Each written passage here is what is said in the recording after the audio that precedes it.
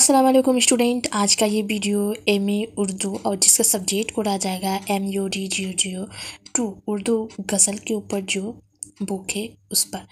आज का वीडियो है ख्वाजा मीर दर्द की दूसरी गज़ल की तसरीह। इससे पहले वाली वीडियो जो मैं MUD 002 की अपलोड की हूँ वो ख्वाजा मीर दर्द की पहली गज़ल के ऊपर है। आप उस वीडियो को मेरे डिस्क्रिप्शन बॉक्स के लिंक के जरिए देख सकते हैं या आप चैनल के पेज में जाके भी देख सकते हैं। जो भी स्टूडेंट मेरी इस वीडियो को पहली बार देख रहे हैं, मेरे चैनल में पहली बार आए हैं, तो प्लीज़ सबसे पहले सब्सक्राइब करें, उसके बाद लाइक कमेंट और शेयर करने की कोशिश करें। और हाँ, एक बात और है, वीडियो को डाउनलोड करने से पहले एक बार ज़रूर ऑनलाइन में देखने की कोशिश करें। तो दूसरी गज़ल जो है वो पहले मैं रीड करूँगी, उसके बाद उसकी एक हर एक अशार की तसरीह बताऊँगी। जाए किस वास्ते ए दर्द मेखाने के बीच, और ही मस्ती है अपने दिल के पैमाने के बीच। आईने की तरह गाफिल खुल जाती छाती के कोहार, देख तू है कौन बारे तेरे काशना के बीच। जो मज़े है मुर्ग में शोहम से पूछा जाए, कौन जाने आह क्या लज्जत है मेरी जाने के बीच, मर जाने के बीच। अकीदाए दिल खोल मसले कतराए नादान कब तलक, जो गिरहा गलतियाँ रहेगा अब और दाने के बीच। पुख्ता ख्वाब आलूदा ने मेरे सुलाह दिया उसको दर्द, वरना फूकना था ही मैं अफसोस को अफसाने के बीच। सबसे पहला असार है जाए किस वास्ते एक दर्द मई खाने के बीच, और ही मस्ती है अपने दिल के पैमाने के बीच। तो सबसे पहले लिखना है कि मजकूरा वाला अशार किताब में शामिल ख्वाजा मीर दर्द की दूसरी गज़ल से माखज़ है। शायर इस शेर में या फिर पसमंजर शेर में या फिर शायर इस शेर में गज़ल के आम लफ्ज़ियात मैं खाना, मस्ती, पैमाना और दिल से काम लिया गया है। और शेर का मजमून ये है कि मैखाना की शराब और उससे हासिल होने वाली खुशी व आलम नशात पैमाना दिल की मस्ती का मुकाबला में कमतर है। पैमाना दिल की लज्जत और उसके नशे से आशना होने के बाद मैखाने की मैं हकीकी जाहिर हो जाती है। दूसरी मर्शा में और ही से मुख्तलिफ मानी मुराद लेते वे शायर कहते हैं कि मैखाने की मस्ती और पैमाना दिल की मस्ती की नोयत में इख्तलाफात को समझना होगा। उसके साथ ही का टुकड़ा नोए इख्तलाफ के साथ साथ पैमाने दिल की मस्ती को रुस्वातर भी करार देता है। यानी दिल के पैमाने की शराब मैखाने की शराब से अलग ही होती है। उसका सुरूर व नशा और मस्ती मैखाने से कई ज़्यादा लुत्फ़ अंदोज़ करने वाली होती है, जो नाकाबिले बयान है। ये शेर दरअसल खारजी और ज़ाहिरी आलम पर दाखिली और बातनी कायनात की हिम्मत की तरफ इशारा है। पहले मर्से में जाए का लफ्ज़ ज़ाहिरी सफ़र की तरफ इशारा, जबकि पैमाना दिल का निशाना उसकी सरसरी की तरफ जहाँ किसी भी खारजी सफ़र की कमी का एहसास ही नहीं। दर्द का पैमाना दिल मैखाने के खमार से उस पैमाने से मुख्तलिफ है जहाँ आसमान के जुल्म सितम और ज़िंदगी के नाकामियों का शाइबा तक नहीं। ये नशा दरअसल महज़ इश्क का नशा है और ये सरसरी वसाइल महबूब की सरसरी है। पैमाने दिल दर हकीकत महबूब का खलूत खाना है। ज़ाहिरी मैखाने में अलावा खुमार व नशा व लज्जत कहाँ मिल सकती है। लिहाजा शायर ये जाहिर करता है कि उसे ऐसी दुनिया से कोई ताल्लुक़ नहीं और ना ही ज़ाहिरी मैखाने में जाने की कोई आरज़ू है। दूसरी आसार है आईने की तरह गाफिल खोल छाती के कवाड़, देख तो है कौन बारे तेरे काशना के बीच। इस शेर में दर्द ने लफ्ज़ों की तरतीब व इंतखाब से खुशगवार तहरीर खीज़ फिज़ा कायम करके एक खूबसूरत कैफियत पैदा कर दी है। शायर बड़ी ही खूबसूरत तशबिया देते हुए दिल को تشبیہ دیتے ہوئے دل کو کشانے سے تعبیر کرتا ہے جو محبوب کے قیام گاہ ہے، لیکن عاشق اپنی بے خبری کی وجہ سے اس کی تلاش میں سرگرداں ہے، اور وہ اس لیے کہ اس نے اپنی چھاتی کے کہواڑ بند کر رکھے ہیں۔ یعنی انسان جب تک چھاتی مانے سینہ کے دروازوں کو نہیں کھولے گا، محبوب کا دیدار ممکن نہیں ہوگا۔ آئینہ چنانچہ ہمیشہ اپنی آغوش کھلی رکھتا ہے، اسی لیے اس میں موجود صورتیں نظر آتی ہے۔ آئینہ میں صورت کا دکھائی دینا اس کی سادگی اور اس کے کھلے ہونے کی دلیل ہے۔ دل یا سینہ کی جگہ درد نے لفظ چھاتی کا استعمال کیا ہے، جو اپنی صوتی تاثیر میں بڑا اہم معلوم ہوتا ہے۔ درد دل اگر وہ ہے تو عاشق ایک اور ہی جہاں میں پہنچ جاتا ہے۔ دوسرے مصرع میں دیکھ تو بارے ہے کون کے الفاظ میں اچانک پن بے تکلفی کی فضا پیدا ہو جاتی ہے، اور شاعر یہ مشورہ دیتے ہیں کہ دل کے کہواڑوں کو کھول کر محبوب کی خلوت گاہ میں باریابی حاصل کر لو، کیونکہ عاشق کا کاشانۂ دل تو ہمیشہ ایک لخت کھلا ہوتا ہے، لیکن اس مصرع کے مطابق دل کے کہواڑ جب کھلیں گے تو تمام حجابات پردے اٹھ جائیں گے، طلب و مطلوب ایک دوسرے کے روبرو ہوں گے، اور صوفیہ اکرام کے مطابق معشوق حقیقی خود انسان کے نہاں خانے دل میں موجود ہے، بس انسان اپنی غفلت کی وجہ سے اس تک رسائی حاصل نہیں کر پاتا اور پریشان و ملول رہتا ہے۔ اس تصویر کے بہت سے اشعار درد کے یہاں موجود ہیں۔ ڈھونڈتے آپ سے اس کو پرے شیخ صاحب چھوڑ کر باہر چلے، غافل تو کدھر بہکے ہیں ٹک دل کی خبر لے، شیشہ جو بغل میں ہے اس میں تو پری ہے۔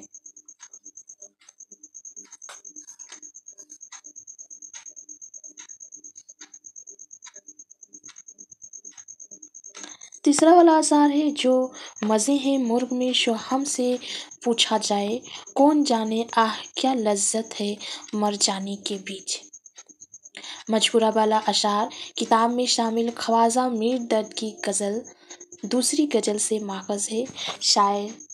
اس شعر میں شاعر نے صوفیہ کے مطابق انسان کی زندگی اور وجود کے احساس کو معشوق حقیقی کے وصال سے تعبیر کرتے ہوئے کہا ہے کہ نفی ذات در حقیقت نفس اور اس کی خواہشات سے نجات کا دوسرا نام ہے، کیونکہ صوفی بزرگ ولی اللہ جو معشوق حقیقی کے مشتاق ہیں، وہ جتنا زیادہ اپنی زندگی پر غور کرتے ہیں، مرتبہ فنا سے قریب تر ہو جاتے ہیں، کیونکہ یہی منزل ہے جب ان کی اپنی ذات سالک حقیقی سے ہم آہنگ ہو جاتی ہے۔ اور صوفیہ کے یہاں یہ خیال بھی عام ہے کہ موت سے پہلے مر جاؤ، جس کا اصل مفہوم بھی یہی ہے کہ اپنی خواہشات کو فنا کر کے ذات واحد جو لا شریک ہے اس مرتبہ تک رسائی حاصل کرو تاکہ دل زندہ رہ سکے۔ اس شعر میں شاعر یہ وضاحت کرنا چاہتا ہے کہ موت کی لذت اور موت کے متصوفانہ حوالوں سے عشق حقیقی میں مر مٹنا اپنی طلب و خواہشات اور ارادوں تک سے دست بردار ہو کر خود کو بتمام و کمال عشق خداوندی میں فنا کر دینا ایک ایسا تجربہ ہے جس سے صرف عاشق صادق ہی آگاہ ہو سکتا ہے۔ اس کی لذتیں عاشق کو دوسری تمام لذتوں سے بے نیاز کر دیتی ہیں، اور زندگی کی تمام راحتیں مرنے کی اس راحت کے سامنے ہیج نظر آتی ہیں۔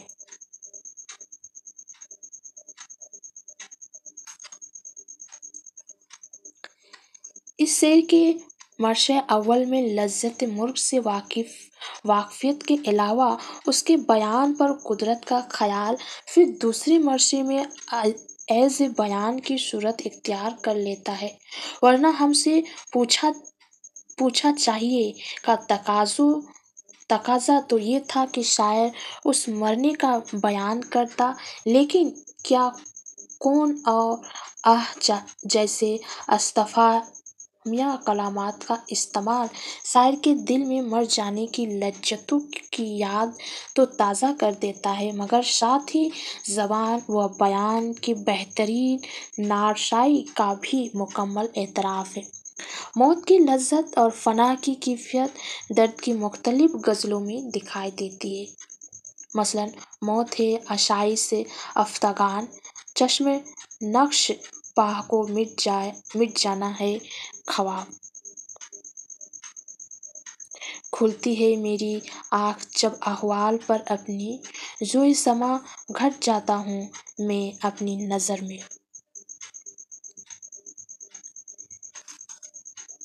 اس اشعار کی جو غزل اگر آپ ایگزام کے دوران لکھ رہے ہیں، اگر آپ یاد کر رہے ہیں، تو یہ یہاں تک لکھنا ہی کافی ہوگا، یہاں تک لکھنا ہی کافی ہوگا۔ اس کے بعد جو یہاں پر لکھے ہیں یا بتائے ہیں کتاب میں، وہ اس غزل کو پوری طرح سمجھانے کے لیے یہاں پر یہ ساری لائن لکھے ہیں، کتاب میں دی ہوئی ہے۔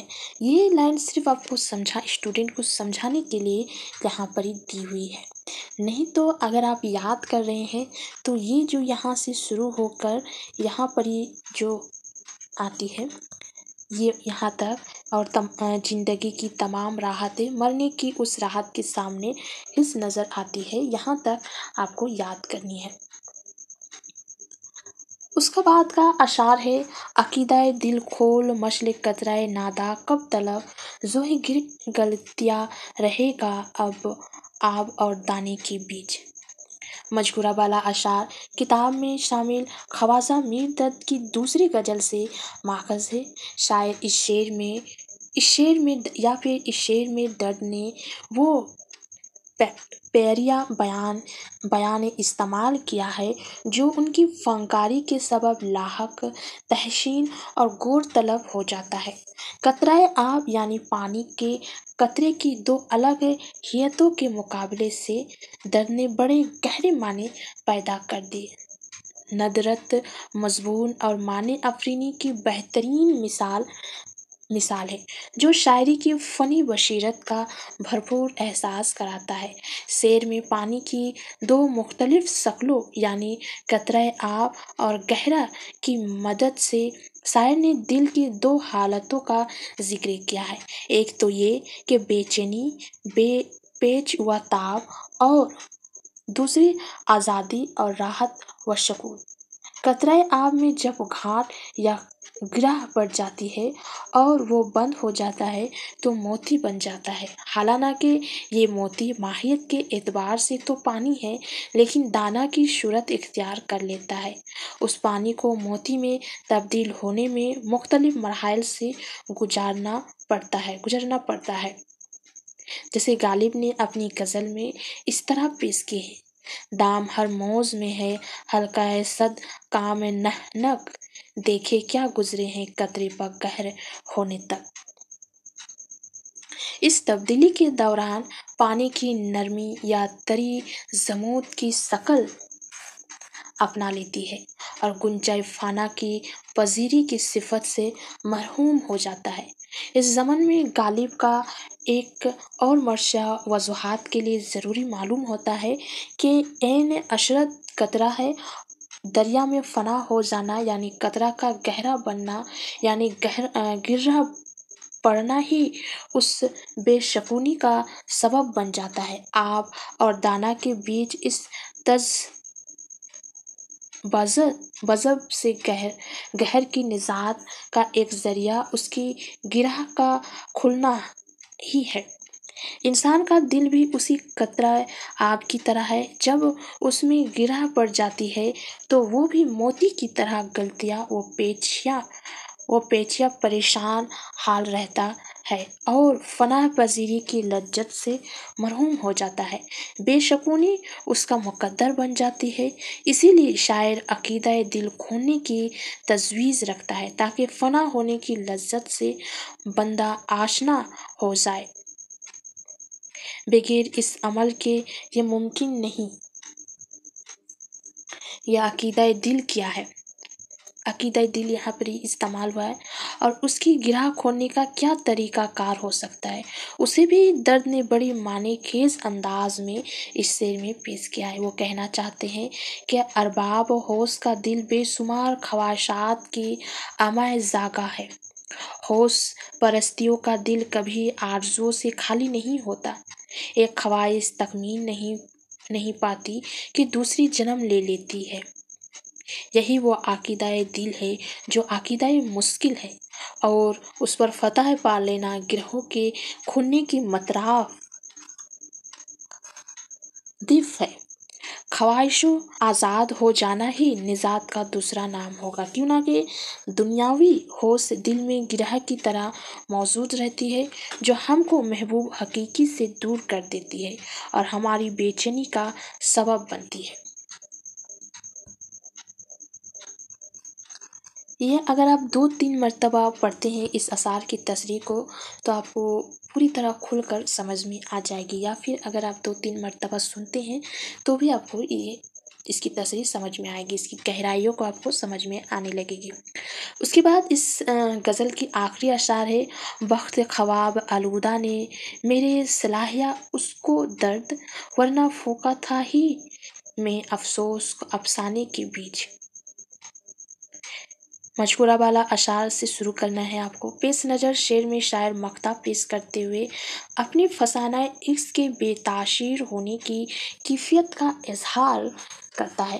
افسانہ عشق کی تاثیر یہ ہے کہ محبوب عاشق کی حقائق اور اس کا قصہ سن کر جب مائل باہ کرام ہوا اور ظلم و ستم سے باز آیا تو بدبختی دیکھی کہ افسانے میں تاثیر پیدا کرنے کا ہنر آنے کے باوجود اس کا قصہ غم ادھورا ہی رہ گیا اور تاثیر سے خالی ہو گیا، کیوں نہ کہ افسانے میں افسوس پھونکنے سے پہلے ہی محبوب کو نیند آ گئی۔